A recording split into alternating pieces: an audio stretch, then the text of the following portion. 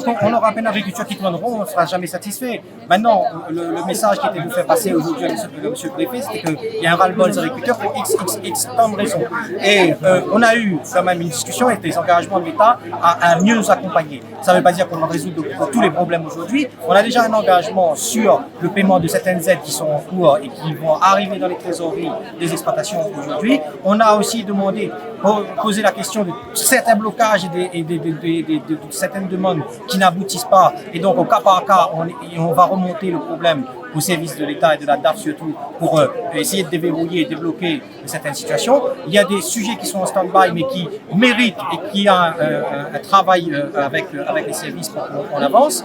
Il y a des engagements de l'État français à travers le POSEI, il y a des engagements de l'État français avec la disparition de certaines molécules et à trouver des solutions au niveau phytosanitaire. Donc là, il y aura un engagement aujourd'hui, on n'a pas à dire à satisfaction parce qu'il n'y a pas de baguette magique. Mais en tout cas, il y a une compréhension de notre colère, il y a des engagements de travailler avec nous pour qu'on soit mieux écouté et qu'on avance sur les sujets pour que justement on lève les contraintes. Est-ce que là vous devez vous revoir dans un second temps? Est-ce qu'il y a une nouvelle réunion dans un second temps qui est déjà prévue? De toute manière, au quotidien, nous on sera présents pour être à côté de l'État pour faire remonter nos revendications. Donc, c'était aussi un moment aujourd'hui de montrer cette colère des agriculteurs. Rien n'est gagné. Tout est à faire et il faut qu'on continue à le faire. Aujourd'hui, voilà, nous on a fait une mobilisation des agriculteurs.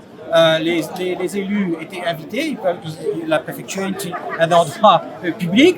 Donc voilà, aujourd'hui il y a des questions qui se posent autour du FEADA et du département. Donc j'ai déjà eu le président du département. S'il faut aller le rencontrer, on ira très bientôt pour aussi remonter tous ces problèmes qu'on a avec le FEADA. Il y avait des attentes fortes sur les importations, vous dites illégales. Avec, vous demandiez notamment la création d'un corps d'inspection supplémentaire. Est-ce que ça, là-dessus, vous avez eu gain de cause pour plus de contrôle des importations? Apparemment, il y aura des effectifs supplémentaires par rapport au contrôle aux frontières. On a aussi demandé à ce qu'il y ait un laboratoire beaucoup plus performant pour pouvoir contrôler tout ce qui rentre et avoir vraiment et de savoir qu'est-ce qui rentre à la Réunion. Donc, on va travailler avec les services de l'État pour que on puisse faire ce laboratoire. Et en tout cas, c'est aussi au quotidien, nous de montrer quelles sont les qualités de nos productions locales, mais on ne pourra pas y arriver seul, il faut aussi à un moment donné mettre des règles claires.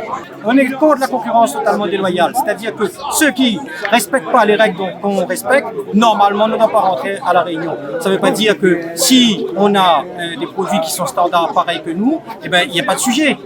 Aujourd'hui, on est en train de se battre avec un lance-pierre face à des kalachnikovs.